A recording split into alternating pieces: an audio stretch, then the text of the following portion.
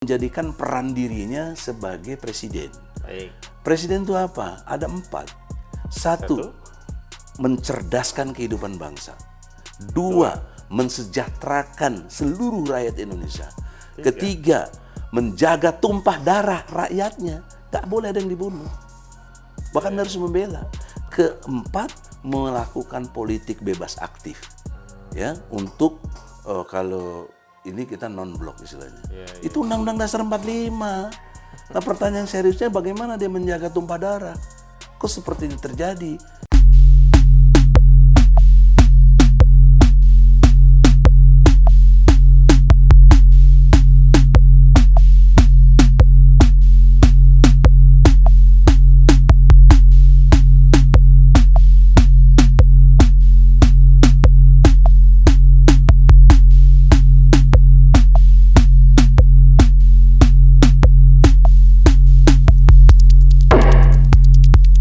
Bismillahirrahmanirrahim. Assalamualaikum warahmatullahi wabarakatuh.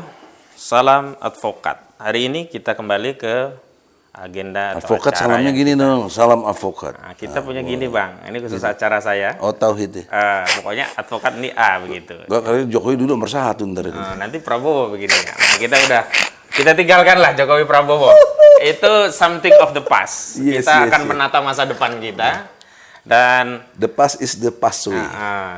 Tak perlu kita mengingat-ingat sesuatu yang sudah lampau, dan hari ini kita menatap masa depan. Dan hari ini pemirsa, Perspektif Advokat bersama saya Ahmad Ghazhanuddin bertemu dengan seorang advokat senior, pejuang, aktivis Islam. Alhamdulillah ya Allah. Siapa lagi kalau bukan Bang Egy Sujana, atau lengkapnya beliau ini adalah Profesor Dr. Egy Sujana Mastal, SHMSI. Ya. Beliau ini adalah seorang advokat senior dan sudah malang melintang di dunia advokasi. Assalamualaikum Bang. Waalaikumsalam Adinda Ahmad Ghazhanuddin. Ini mohon maaf bukan karena tidak menghargai, karena masih physical distancing, kita begini saja. Nah, walaupun ada orang yang nggak jaga physical distancing, bebas-bebas saja. Bikin acara kerumunan, tidak dipenjara. Ya, itulah diskriminatif namanya. Iya, itu diskriminatif. Ya, kita akan bincang-bincang seputar advokasi, perjuangan advokasi, dan tentu saja untuk meluruskan praduga publik Bang. Selama ini kan ya kalau kita lihat itu advokat itu identik dengan dunia glamor, dunia hitam. Tapi sisi yang lain juga ada penguasa-penguasa yang jengkel sama advokat. Bahkan William Sixth kan pernah bilang, let's kill all advokat. Jadi dianggap jadi duri advokat ini bagi rezim yang tiran gitu. Nah, yang pertama saya ingin tahu nih Bang, fungsi dan kedudukan advokat dalam konteks perjuangan nih, bagaimana nih? Khususnya Abang kan sudah lama malang melintang di dunia advokasi. Ya. Bismillahirrahmanirrahim. Assalamualaikum warahmatullahi wabarakatuh. Waalaikumsalam warahmatullahi wabarakatuh. Ketika saya kuliah Fakultas Hukum, saya bercita-cita ingin jadi hakim karena merasa wibawa dan perannya yang menentukan, pikir saya waktu itu. Tapi perjalanan berikutnya banyak pengaruh ajaran Islam yang merasuk kepada diri saya. Dari 3 hakim, 2 masuk neraka gitu. Oh, gitu. Peluang ke surganya kecil sekali. Kecil gitu sekali gitu. Mengerikan sekali. Dan sifatnya menunggu masukan perkara, dia memutuskan, memeriksa dan memutuskan. Kalau nggak ada perkara datang ya nggak bisa periksa. Nggak ada. Nah, kemudian perjalanannya saya melihat kok ada peran advokat gitu. Saya lebih tertarik, kenapa? Disitulah adanya independensi. Sebagai kelembagaan, advokat sudah lembaga, udah jadi undang-undang. Iya. Nah, independensinya itu kita bisa memilih dalam pengertian kasus yang kita mau bela. Maka perjalanan kehidupan yang saya jalani sebagai advokat ini, saya harus milah-milah. Pertama, kasus korupsi saya tidak mau. Kedua, kasus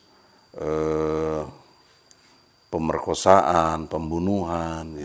Saya tidak mau. Karena sudah pasti jelas salahnya kan. Juga terakhir belakangan terorisme. Padahal dulu saya pendiri Tanya Ahmad Midan lah teman saudara. Yang TPM dia Bang, ya? Saya pendiri. Mahandra mah daftar ke saya. Minta Zaman itu siapa yang nggak tahu TPM ya? iya, TPM semua belain ini.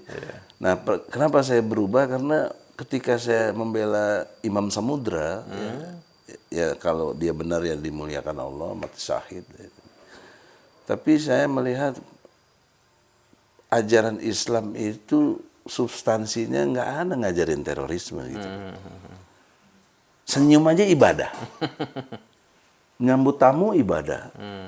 Bayar sedekah juga banyak lah yang sifat. Dan tadi juga musyawarah.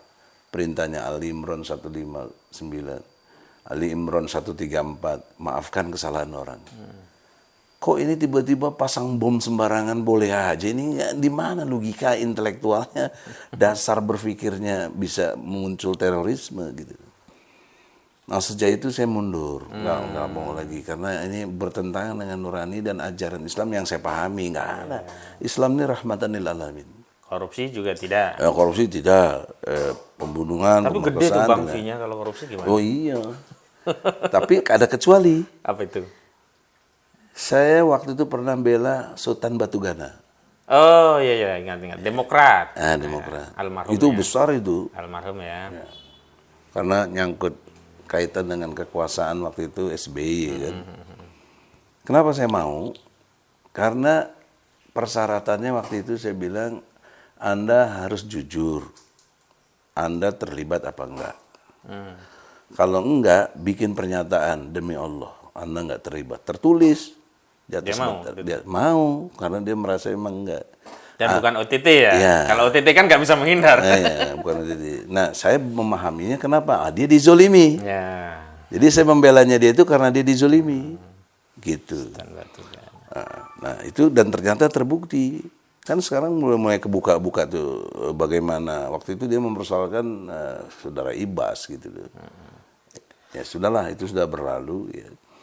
Nah, jadi gitu. Yang penting prinsip-prinsip etika tadi, jangan kayak si siapa tadi yang kau sebut tuh, yang dari bahasa Inggris tadi itu. Oh, William Sixth. William Sixth, nggak ada itu. Memang juga ada konteks apa devil advokat juga ada. Iya. Nah, tapi ini yang menarik lanjutannya nih. Antara kaya dan martabat, kemuliaan itu nggak bisa sejalan bareng. Oh. Gitu. Filosofi saya ya. Iya. Kalau kamu mau kaya, seringkali tidak bermartabat. Apapun akan diambil, menghalalkan segala cara. Iya, korupsi dan lain sebagainya. Kalau kamu mau bermartabat, hidup mulia, kamu nggak kaya.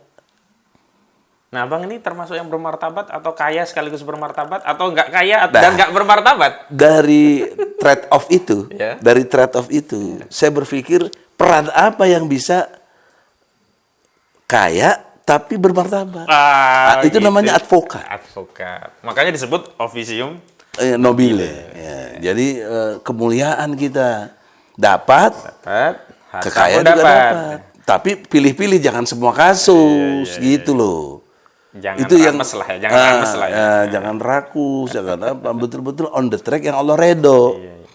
Mengenai potensi Bang, kalau hakim kan 1 yang masuk surga, 2 jelas neraka. Kalau advokat, 3-3-nya masuk surga atau 3-3-nya masuk neraka nih?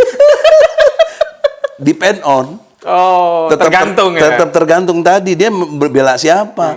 Kalau dia tahu koruptor dibela juga, lu gimana? Kok membela orang yang salah, udah tahu salah. Ada dalih begini Bang, kita nggak bela korupsinya sih. Tapi kita membela agar dia tidak lebih dizolimi, agar kesalahannya kalau 5 ya 5 saja, jangan jadi 10, 15 Ya, begitu. kalau konteksnya itu jelas namanya dia dizolimi. Tapi juga harus dicermati, jangan merasa dijolimi orang dia udah nimpe kok. Oke deh. Jadi Lihat subjektif awalnya ya. dong.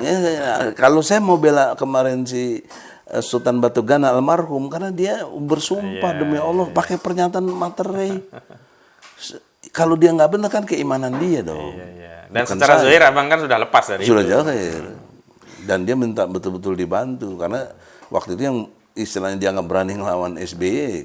Nah sekarang kalau dalam konteks perjuangan Bang, khususnya perlawanan terhadap tirani. Kalau kita lihat struktur kan semua di bawah kekuasaan ya, hakim di bawah kekuasaan, jaksa di bawah kekuasaan, polisi apalagi di bawah eksekutif begitu. Nah advokat itu agak di luar nih. Walaupun memang dia penegak hukum. Iya. Nah, bagaimana ini? Saya pernah punya gagasan.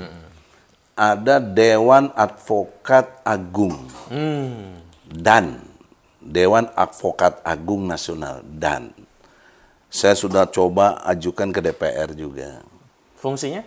Ya, fungsinya saya melihat jaksa ada jaksa agung, hakim ada hakim agung, jadi Mahkamah Agung. Kemudian polisi ada Kapolri. Ya. Kok advokat nggak ada? Komandan semua sih advokat gimana?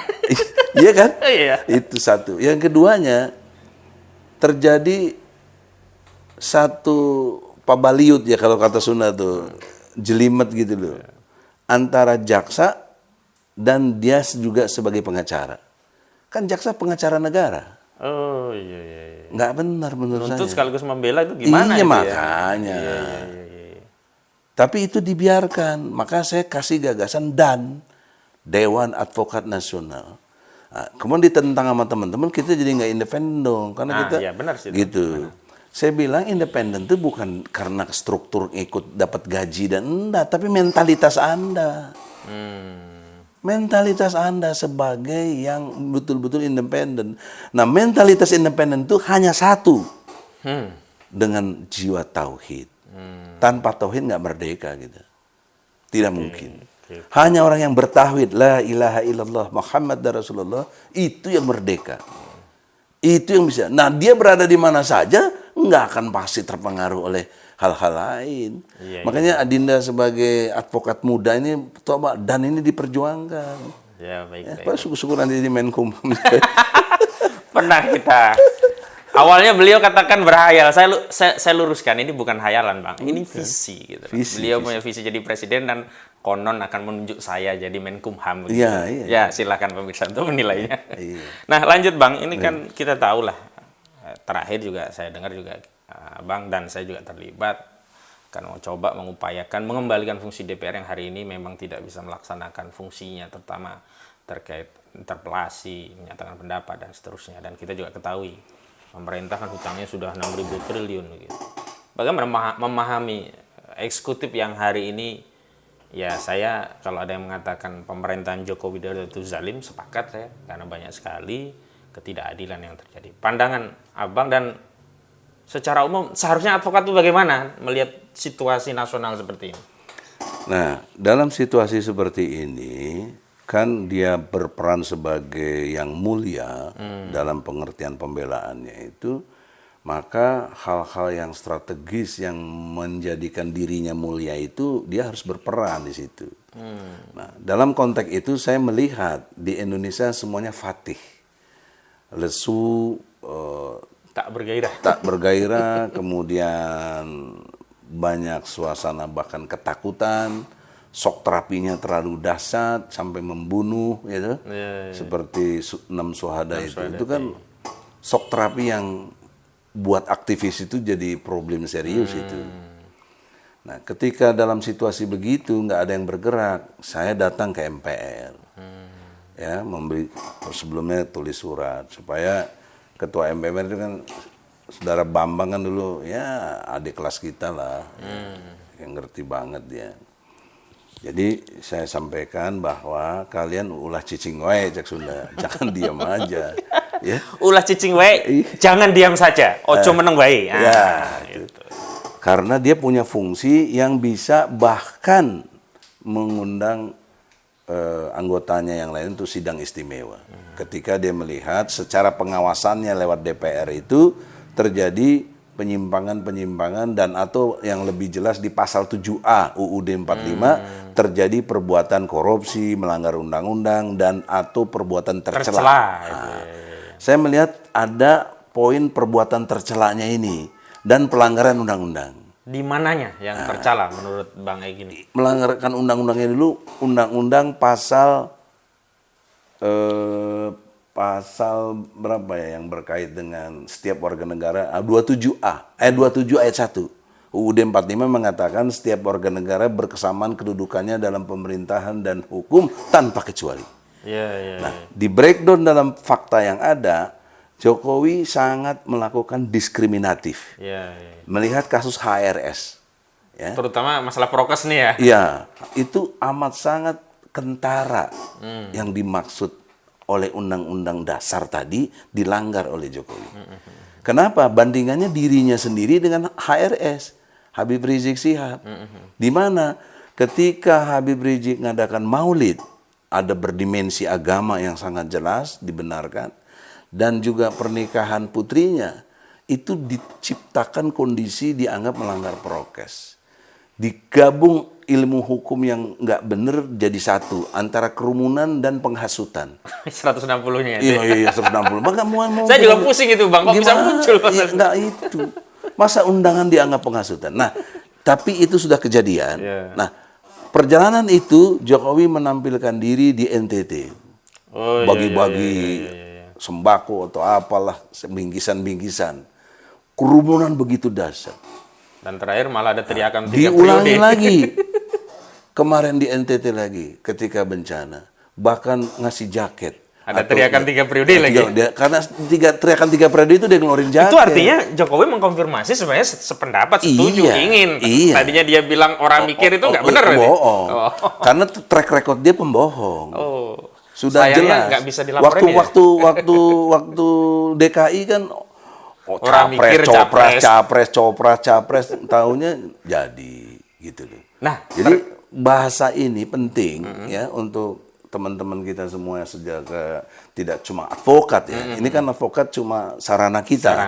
Tapi kita punya perjuangan adalah menciptakan satu yang disebut sebenarnya kejujuran, kebenaran dan keadilan. Itu ending dari perjuangan kita. Jadi mulianya kita itu adalah di proses kejujuran dan kebenaran dan keadilannya itu yang harus kita munculkan. Nah, dalam konteks tadi yang Anda tanya, kaitan dengan diskriminatifnya, perundang-undangan yang dilanggar, saya sudah jelaskan itu. Sampai ke bahkan bandingannya dengan perkawinan anaknya si Anang itu. Oh ya, si Aurel sama Atta itu ya. bagaimana dihadiri Jokowi? Positif COVID sekarang Atta infonya, Bang. Gitu ya? Iya. Ya, itu. Apa karena pernikahan itu kita nggak tahu? Ya nggak tahu juga lah. Oleh karena itu dalam konteks ini kita menyadari betul terjadi yang dimaksud diskriminatif. Itu kan pelanggaran serius itu Undang-Undang Dasar. 27 ayat 1 tadi ya? Ya. Kemudiannya lagi diskriminatif lainnya lagi kita bisa lihat pembunuhan kepada 6 syuhada. Dia tahu kejadian itu ada. Dia nggak ada bela sungkawa aja enggak. Masya Allah, benar. Ya, benar. itu. Malah terakhir malah menyalahkan jangan sewenang-wenang gitu. Iya, jangan rakyat melawan petugas katanya. Bagaimana coba itu? Itu kan artinya dia justru melanggar undang-undang. Dia tidak menjadikan peran dirinya sebagai presiden. Baik. Presiden itu apa? Ada 4. Satu, mencerdaskan kehidupan bangsa. 2, mensejahterakan seluruh rakyat Indonesia. 3, menjaga tumpah darah rakyatnya. Gak boleh ada yang dibunuh. Bahkan harus membela. 4, melakukan politik bebas aktif. Ya, untuk kalau ini kita non-blok istilahnya. Itu Undang-Undang Dasar 45. Nah, pertanyaan seriusnya bagaimana dia menjaga tumpah darah? Kok seperti ini terjadi? Anda ingat dulu pemilu 2014 atau 2000 berapa yang kematian sampai 800 orang tahun berapa? 2019, 894 KPPS. Tidak ada satupun bela sungkawa. Bahkan tidak boleh otopsi. Bagaimana logikanya nggak boleh diotopsi? Ini kan semua pelanggaran undang-undang yang serius. Tapi kenapa DPR, MPR cicing wae gitu? Oh iya. Maka saya gedor untuk supaya lu berbuat dong. Gunakan wewenang lu. Belum uang lu, apalagi gue kenal lu siapa. Yang kedua masalah perbuatan tercela. Perbuatan tercelanya itu dikaitkan dengan 66 janji yang pernah dilakukan oleh Jokowi. Sepertinya udah nambah Bang janjinya sampai udah lebih lagi. Bukan 66 udah 100 lebih kali. Kan itu yang di sini ada 11.000 triliun belum masuk itu. Belum masuk. Karena baru diucapkannya yang lalu. Jadi oleh karena itu perbuatan tercela kenapa? Karena Nabi yang membuat definisi. Ngomong bohong. Ingkar janji. Janjinya ingkar. Kemudian amanahnya diabaikan. Tidak pegang amanah. Ini orang-orang tercela. Disebut oleh Nabi orang munafik. Nah, bahkan Quran menekankan dalam surat At-Tahrim. Nah, ini tolong nanti suratnya dikutip ya dalam pengertian surat At-Tahrim ayat 9. Ya. Pemirsa nanti ada nih ya di layar At-Tahrim Ayat nanti akan 9. muncul ayat 9. Oke, lanjut Bang. Bahwa hai Nabi, perangilah orang kafir dan munafik. Setidaknya kamu berlaku keras sama mereka. Karena mereka isi neraka jahanam. Nah, itu kan keras. Nah, jadi jangan dipahami saya ada kebencian. Keliru. Saya sayang sama Jokowi. Dia presiden kita. Nggak bisa kita bilang bukan presiden kita dia. Nggak bisa. Walaupun saya dukungnya Prabowo, tapi fakta dia Tapi yang masih menang. dukung Prabowo nggak sekarang? Ya, Prabowo-nya nggak dukung kita juga. Pak Prabowo minta dukung Bang Egy kalau masih mau didukung katanya begitu. Mungkin ada yang bisa dibantu ke Bang Egy. Oke, lanjut. Jadi dalam pengertian itu Jokowi amat sangat jelas perbuatan tercelanya gitu. Ya, yang paling mendasar misalnya kaitan dengan buyback Indosat. Yang sampai hari ini nggak terjadi. Nggak ada. Malah habis-habisan kita ya sama Iya, BUMN. Padahal itu dulu dijualnya oleh waktu zaman Megawati saya murah ingat cuma sekali. 5 triliun. Masya Allah. Sekarang keuntungannya udah lebih dari 100 triliun. Kok main dibuang begitu aja? Ya, apalagi yang paling mendasar coba, impor. Akan menyetop dan apa kita semuanya punya, nggak perlu lagi impor beras, nggak perlu lagi impor gula, nggak perlu impor garam. Nah sekarang garam bertonton diimpor. Saya menyelidiki secara singkat, kenapa orang kok ini pada senangnya jadi impor? Ternyata ada fee. 1 ton itu $30. Fee-nya kurang lebih. Jadi oleh karena itu di dalam penelitian, pantas kita Kalau ini. beras 1 kilo berapa ya? Terakhir kan 1 juta ton. Itu Budi Waseso yang tahu lah. Ya, kita nggak tahu itu. Ketua Bulog segala macam yang main-main beras. Oke, Tapi jadi yang poin pentingnya ini apa? Saya ini mempersoalkan jadinya konteks tadi tugas pokok presiden, yaitu mencerdaskan kehidupan bangsa. Nah kaitannya dengan perguruan tinggi, kok tidak terbina SDM yang mampu seperti saya lulusan IPB. Saya tidak bangga. Kenapa tidak bangga? Nggak ada produk IPB yang bisa melahirkan menyetop impor-impor ini. Kenapa beras impor? Kenapa gula impor? Garam itu kan tugas IPB. Seyogjanya. Nah, IPB sebagai rektornya juga nggak bisa buat banyak kalau nggak ada arahan presiden. semua kembalinya ke policy negara ya? Iya, karena itu tugas pokok presiden, mencerdaskan kehidupan bangsa. Dan yang paling parah lagi, kita harus protes keras adalah Al-Quran tidak diajarkan.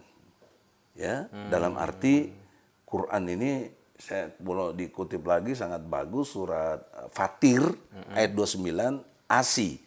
A-nya Al-Quran, S-nya sholat, I-nya infak. Nah, ASI ini harusnya yang diajarkan dan jadi program pemerintah. Anda tahu, 73% rakyat Indonesia yang muslim itu tidak bisa baca Quran. Kemudian 75% rakyat muslim yang Indonesia ini tidak sholat. Masya Allah. Apa pedulinya pemerintah? Padahal ada hadis Nabi kalau kamu punya anak sampai umur 10 tahun, nggak sholat pukul. Nah sekarang kalau dia udah besar siapa yang mukul? Harus negara ya? Negara dong, nggak bisa. Berarti Abang menyimpulkan dua nomenklatur tadi ya? Perbuatan Melawan tercela dan melanggar undang-undang Iya. itu memenuhi unsur pasal 7A. Begitu. Wih, memenuhi dong. Tindak lanjutnya? Ke Tindak DPR lanjutnya, mintanya apa itu? tindak lanjutnya DPR yang saya bersyukurnya Fadel Muhammad setuju. Oh. Saya dukung. Begitu kata Fadel Muhammad.